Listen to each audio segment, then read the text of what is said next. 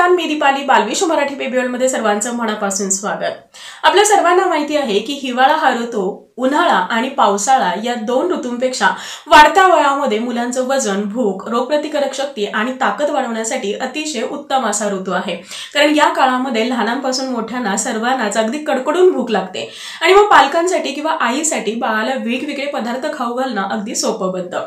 असं असलं तरी सुद्धा बाळाच्या आहारामध्ये मात्र तुम्हाला विशेष काही बदल करणं गरजेचं आहे की जे बदल थंडीला अनुसरून असतील, बाळाचे वजन आणि भूक वाढवण्यासाठी मदत करतील. आजच्या व्हिडिओमध्ये मी तुमच्यासोबत 7 ते 8 अशा काही गोष्टी शेअर करणार आहे की ज्या गोष्टी किंवा जे बदल जर तुम्ही या थंडीमध्ये बाळाच्या आहारामध्ये करत असाल तर बाळाचं वजन तर वाढेलच, शिवाय भूक सुद्धा वाढेल आणि वर्षभर बाळ हा अगदी निरोगी आणि तंदुरुस्त राहायला मदत होईल.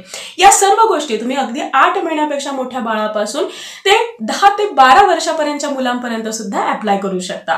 कोणत्या अशा गोष्टी आहेत जाणून घेण्यासाठी आजचा आपला हा व्हिडिओ शेवटपर्यंत पाहत राहा.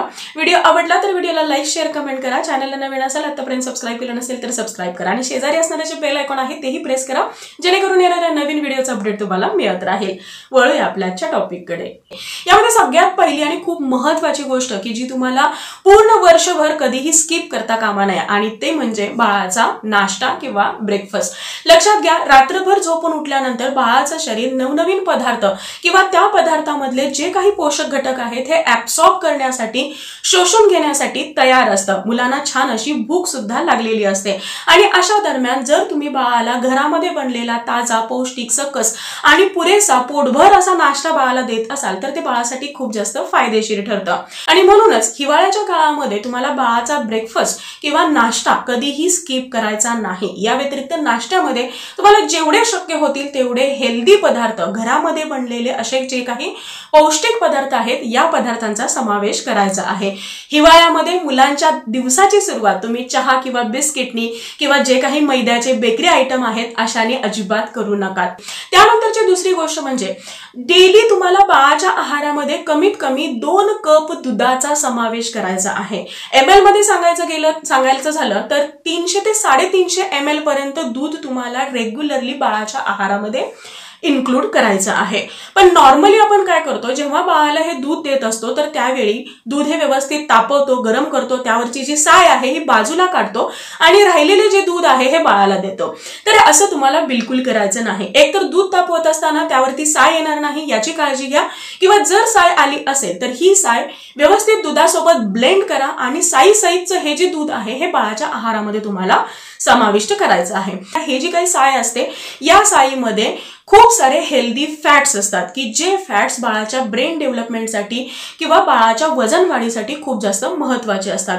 विशेषतः हिवाळ्यामध्ये जे काही शरीर कोरडं पडतं, त्वचा कोरडी पडते, तर त्यापासून बाळाचं प्रोटेक्शन करायला मदत होते. जर तुम्ही असं दूध बाळाच्या आहारामध्ये देत असाल तर शरीर आतून सुद्धा आणि बाहेरून सुद्धा अगदी तजेलदार आणि निरोगी राहायला मदत होते.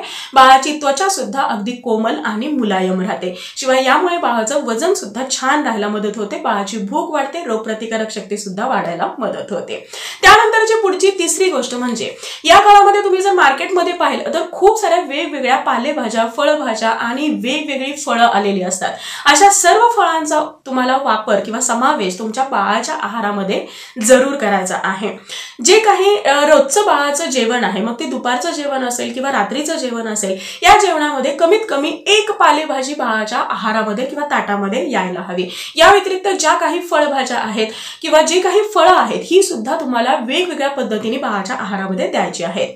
या दरम्यान मार्केटमध्ये खूप सारे व्हिटॅमिन सी रिच असणारे म्हणजे जे काही आंबट गोड फळं आहेत ही सुद्धा येतात, जसं की आवळा आहे, पायनॅपल आहे, संत्री आहे. तर या सर्व फळांचा, रसाळ फळांचा समावेश तुम्हाला मुलांच्या आहारामध्ये करायचा आहे. जी काही गोड फळं आहेत, मग ते केळी आहे, सफरचंद आहे, चिकू आहे, पेरू आहे, असे वेगवेगळ्या फळांचा समावेश सुद्धा तुम्हाला मुलांच्या आहारामध्ये करायचा आहे. तुम्ही हे मिल्कशेकच्या स्वरूपामध्ये देत असाल तर बाळाच्या वजन वाढीसाठी ते खूप जास्त फायदेशीर ठरेल. हा जो काही मिल्कशेक तुम्ही बनवत आहात याचा पौष्टिकपणा, बलवर्धकपणा किंवा हेल्दीनेस आणखी वाढवण्यासाठी तुम्ही यामध्ये खूप सारे ड्रायफ्रुट्स किंवा नट्सचा वापर करू शकता. विशेषतः खारीक आणि खजूर हे 2 जे पदार्थ आहेत हे तुम्ही जर मिल्कशेक मध्ये ऍड करून बाळाला देत असाल तर ते बाळासाठी अतिशय फायदेशीर ठरणार आहे. लक्षात घ्या, दिवसभरामध्ये आहारामध्ये तुम्हाला कमीत कमी 3 ते 4 खारीक किंवा खजूर बाळाच्या आहारामध्ये जरूर समाविष्ट करायचे आहे। त्यानंतरची पुढची गोष्ट म्हणजे मुलांच्या आहारामध्ये तुम्हाला बटाटे आणि रताळ्यांचा समावेश सुद्धा भरपूर प्रमाणामध्ये करायचा आहे। विशेषतः जर स्वीट पोटॅटो म्हणजेच रताळ्याचा समावेश तुम्ही मुलांच्या आहारामध्ये करत असाल तर मुलांचं पोटाचं आरोग्य उत्तम राहतं, मुलांची ब्रेन डेव्हलपमेंट छान व्हायला मदत होते, मुलांचं वजन तर वाढतंच पण त्याबरोबरच मुलांची उंची सुद्धा खूप छान पद्धतीने वाढायला मदत होते। यामध्ये चॅनलवरती आपण बटाटे आणि रताळ्याच्या खूप साऱ्या रेसिपी शेअर केलेल्या आहेत, तुम्ही त्या सर्व रेसिपीज फॉलो करू शकता आणि वेगवेगळ्या पद्धतीने कमीत कमी आठवड्यातून 3 ते 4 वेळा मुलांच्या आहारामध्ये बटाटे किंवा रताळ्यांचा समावेश हा जरूर करू शकता। त्यानंतरची पुढची गोष्ट म्हणजे हिवाळ्याच्या दिवसामध्ये तुम्हाला दिवसभरामध्ये कमीत कमी 2 ते 3 चमचे घरामध्ये बनलेलं शुद्ध जे गाईचं किंवा म्हशीचं तूप आहे हे मुलांच्या आहारामध्ये समाविष्ट जरूर करायचं आहे।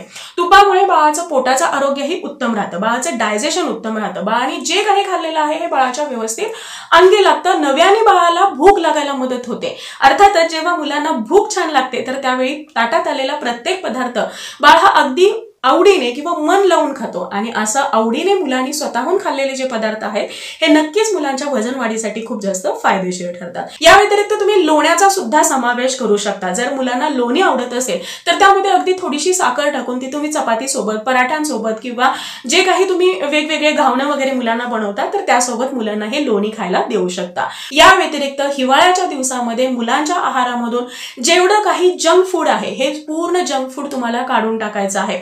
लक्षात घ्या, हिवाळ्यामध्ये थंडीमुळे मुलांची जी काही शारीरिक हालचाल आहे ही थोडीशी कमी होते आणि अशा दरम्यान पुरेशी हालचाल जर नसेल आणि बाळ जर खूप सारे मैद्याचे पदार्थ, फ्राईड पदार्थ किंवा मसालेदार पदार्थ, खूप सारे तेलकट पदार्थ जर खात असेल, पचायला जडजड असणारे पदार्थ मुलांच्या आहारामध्ये येत असतील तर मूल हे कॉन्स्टिपेटेड होऊ शकतं आणि जेव्हा बाळ कॉन्स्टिपेटेड होतं तर अर्थातच तेव्हा बाळाची भूक कमी होते आणि बाळाच्या वजन वाढीवरती सुद्धा त्याचा परिणाम होऊ शकतो। त्यामुळे घरामध्ये बनलेला ताजा सकस पौष्टिक संतुलित आहार तुम्हाला मुलांना हिवाळ्यामध्ये देणं हे गरजेचं आहे। जर तुम्ही या सर्व गोष्टी व्यवस्थितरित्या फॉलो करत असाल तर तुमचं मूल हे वर्षभर हे अगदी निरोगी आणि तंदुरुस्त राहायला मदत होईल। सो आय होप आजचा हा व्हिडिओ तुम्हाला आवडला असेल आणि हेल्पफुल ठरला असेल। Thank you so much for watching this video. Bye, see you soon with new topic.